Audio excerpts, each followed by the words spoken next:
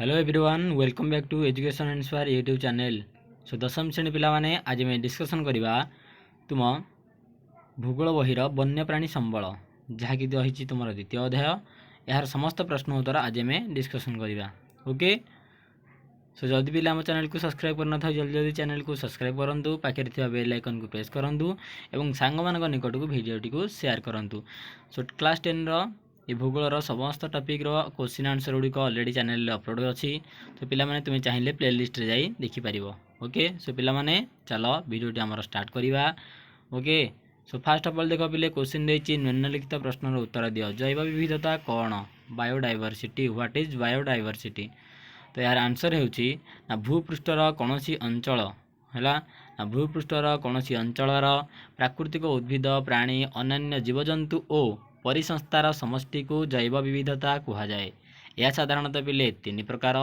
गोटे कहछि जीनीय जैव विविधता, जाति जैव विविधता अथवा गोटे कहछि परिसंघीय विविधता। ओके नेक्स्ट लाल तथ्य पुस्तक कौन? यार आंसर होछि विश्व संरक्षण संघ द्वारा संकटापन्न जातिर जीव मानक उपरे प्रकाश करिथिबा पुस्तक को लाल तथ्य पुस्तक अथवा ताको कहा जाए रेड डाटा बुक। यह सर्वप्रथम 1961 रे प्रकाश पाइथिला। नेक्स्ट क्वेश्चन संकटापन्न प्राणी किए? यार आंसर होछि ना उपयुक्त प्रतिरोधक पदक्षेपर अभावरु पृथ्वी पृष्ठरु बा निर्दिष्ट अंचलर संपूर्ण विलुप्त हेबाकु थिबा जीवजंतुर जाति को आमर कहा जाए संकटापन्न प्राणी कहा जाए। बुझी होछि। ओके सो नेक्स्ट आंसर देखो नेक्स्ट क्वेश्चन ना वन्यप्राणी बोर्ड रो कार्य कौन? जे हमर वन्यप्राणी बोर्ड रो गठन करा जाइथिला यार कार्य कौन? ना वन्यप्राणी मानकर सुरक्षा निमंते सरकारक द्वारा गठित एक बोर्ड को वन्यप्राणी बोर्ड कहा जाए। नेक्स्ट डिस्कशन करबा तुमर 2 नंबर पार्थक्य दर्शाओ। ओके सो फर्स्ट क्वेश्चन देखो तुमर कहिछि अपघटक एवं परापोषी एमानक मध्य डिफरेन्स कौन? सो अपघटक कहले क्या बुझे आम ना मृत उद्भिद और प्राणी मानक शरीर खाद्य शोषण करी बंचुवा अणुजीव को अथवा अणुजीव यहाँ अणुजीव हो जाए ना अणुजीव को अपघटक कहती। क्लियर सेमती परापोषी सबुज उद्भिद गुड़ी को खाद्य रूपे ग्रहण करी बंचुवा प्राणी मानक परापोषी कह जाए। है 2 नंबर ख देखा संरक्षित अरण्य सुरक्षित अरण्य। संरक्षित अरण्य आम प्रथम देखा यह सरकारंकर प्रत्यक्ष तत्वावधान रे थाए। एठारे काठ संग्रह तथा पशुचारण पाई सरकार अथवा साधारण लोकों को अनुमति मिली न थाए। सरकार परमिशन दे न थांती कौन पाई ना काठ संग्रह तथा पशुचारण पाई।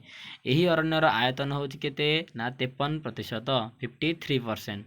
ठीक से ही भाव में सुरक्षित अरण्य देख ना यह सरकारंकर तत्वावधान रे थिले मध्य साधारण लोकों को काठ संग्रह और पशुचारण पे अनुमति मिलता है। ये आमर काठ संग्रह पर पशुचारण पे अनुमति मिल न थाए किंतु ये परमिशन मिलता है। यार आयतन होछि केते ना 29 अथवा 29%। बुझीगला। सो 3 नंबर देखा ना निम्नलिखित शब्द गुड़िक गोटे लेखाएं वाक्य प्रकाश कर। फास्ट ऑफ ऑल कही अभयारण्य ना अभयारण्य क्या कह जाए ना वन्यप्राणी मानकर अबाध और निर्भय विचरण तथा सेमानंक प्रति सुरक्षा प्रदान आदि दायित्व सरकारंक तत्वावधान रे रखी संरक्षित अरण्य को अभयारण्य बोली कह जाए। नेक्स्ट कही देख यार आंसर कौन देवा ना नेक्स्ट कही बिले तुमर ना जातीय उद्यान क्या कह जाए ना पशुचारण व्यक्तिगत भूव्यवहार इत्यादि बारण करी सुरक्षा प्रति अधिक ध्यान जाउथुबा उद्यान को कह जाए जातीय उद्यान। नेक्स्ट ना विलुप्त जाति। विलुप्त जाति क्या कह जाए ना पृथ्वी पृष्ठर प्राय 50 वर्ष ऊर्ध्व समय धरी कौन जीवजंतु दृश्यमान न हेले ताकू विलुप्त जाति कह जाए। विपद प्रवण जाति पड़ा ना भविष्य लोप पाई जीवार आशंका थिबा केतक जातिर प्राणी मानक विपद प्रवण जाति बोली कह जाए।